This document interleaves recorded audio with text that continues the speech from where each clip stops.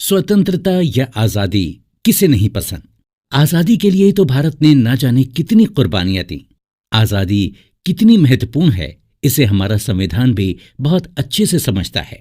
इसलिए fundamental rights में एक राइट टू फ्रीडम की बात करते हैं। व्यक्तिगत स्वतंत्रता का राइट कॉन्स्टिट्यूशन के सबसे महत्वपूर्ण बिंदुओं में से एक है। स्वतंत्रता के कुछ राइट्स सिर्फ भारतीय नागरिकों को ही हासिल हैं, जबकि कुछ भारत की धरती पर रह रहे हर नागरिक के लिए हैं। ऐसे में सबसे पहले बात करते हैं आर्टिकल 19 की। दोस्तों, इस आर्टिकल के तहत कई तरह के राइट्स आते हैं। आर्टिकल 19 1A यानी फ्रीडम ऑफ एक्सप्रेशन एक ऐसा राइट है जिस पर हाल के दिनों में सबसे ज्यादा चर्चा हुई है।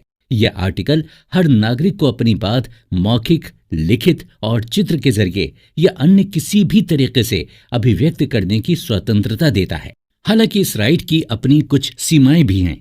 जैसे एक नागरिक होने के नाते आप कंटेम्प्ट ऑफ कोर्ट नहीं कर सकते, किसी की मानहानि नहीं कर सकते। इस तरह से अभिव्यक्ति का इस्तेमाल देश की एकता, अखंडता को खतरा पहुंचाने, नफरत फैलाने, कानून व्यवस्था की स्थिति खराब करने, किसी को अपराध करने के लिए उकसाने, कोर्ट की अवमानना करने या किसी की मानहानि करने के लिए नहीं किया जा सकता। इन सीमाओं के परे की गई अभिव्यक्ति अलग अलग अपराधों में दंडनीय अपराध है। आर्टिकल 19(1)(b) से आर्टिकल G तक 5 और अहम राइट हैं। ये राइट हैं शांतिपूर्वक बिना हथियारों के कहीं इकट्ठा होने की स्वतंत्रता, संगठन बनाने की स्वतंत्रता, देश में कहीं भी आने जाने की स्वतंत्रता, देश के किसी भी राज्य या शहर में बसने की स्वतंत्रता, रोजगार या व्यवसाय चुनने की स्वतंत्रता। हालांकि इन सभी राइट्स की भी सीमाएं हैं। जैसे अगर कानून व्यवस्था बिगड़ने का अंदेशा हो तो शांतिपूर्वक जमा होने के राइट पर प्रशासन रोक लगा सकता है। इसके लिए CRPC की धारा 144 का प्रयोग किया जाता है।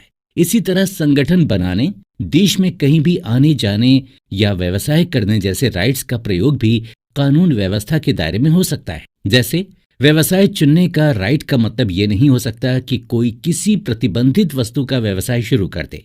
कहीं आने जाने का मतलब ऐसी जगह में चले जाना नहीं हो सकता जहां जाने की अनुमति ना हो। इसी तरह संगठन बनाने के राइट का मतलब क्रिमिनल गैंग बनाना नहीं हो सकता।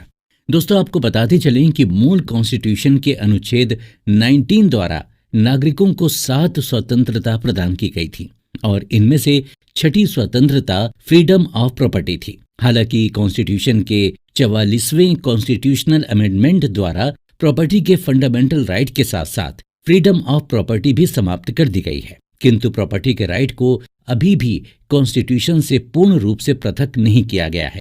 प्रॉपर्टी का राइट अभी भी एक कॉन्स्टिट्यूशनल राइट है और कॉन्स्टिट्यूशन के अनुच्छेद 300A में वर्णित है। इस तरह से अनुच्छेद 19 में आज के समय में देश के नागरिकों के लिए केवल 6 स्वतंत्रता का वर्णन किया गया है।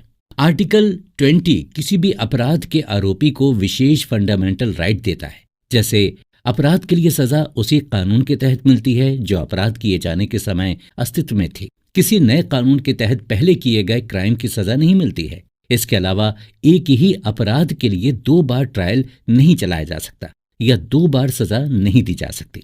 हालांकि इसका अर्थ सिर्फ कोर्ट में चलने वाले मुकदमे से है। अगर कोई लोक सेवक भ्रष्टाचार में शामिल पाया जाता है तो डिपार्टमेंटल प्रोसीडिंग्स के तहत उसे सर्विस से सस्पेंडेड या डिसमिस्ड किया जाता है। ऐसी स्थिति में ये नहीं कहा जा सकता कि कोर्ट में क्राइम का ट्रायल चल रहा है, इसलिए डिपार्टमेंट उस पर कोई कार्यवाही नहीं करेगा। इसके अलावा किसी को भी अपने खिलाफ गवाही देने के लिए विवश नहीं किया जा सकता। दरअसल कानून की एग्रीडिटेशन यानी मान्यता है कि जब तक कोई दोषी साबित नहीं होता तब तक वो बेगुनाह है। ऐसे में पुलिस व्यक्ति को किसी आरोप में पकड़ तो सकती है, लेकिन उसे कोर्ट में अपने खिलाफ गवाही देने के लिए विवश नहीं कर सकती। उसे कोर्ट में अपनी बात रखते वक्त सच बोलने की कोई शपथ नहीं लेनी पड़ती है। वहीं बात करें आर्टिकल 21 की तो यह आर्टिकल स्पष्ट करता है कि किसी व्यक्ति को उसके जीवन या व्यक्तिगत स्वतंत्रता से विधि द्वारा स्थापित प्रक्रिया को छोड़कर अन्य किसी प्रकार से वंचित नहीं किया जा सकता। वहीं दूसरी ओर 1979 यानी 1979 में हुए 44वें कॉन्स्टिट्यूशन अमेंडमेंट द्वारा इस राइट को और अधिक प्रभावशाली बना दिया गया है। यानी अब लाइफ एंड पर्सनल लिबर्टी का राइट इमरजेंसी में भी सीमित नहीं किया जा सकता। जबकि 2002 यानी 2002 में हुए 86वें कॉन्स्टिट्यूशन अमेंडमेंट द्वारा अनुच्छेद 21A के अंडर 6 से 14 साल के बच्चों को मुफ्त अनिवार्य प्राथमिक शिक्षा प्राप्त करने का राइट दिया गया है।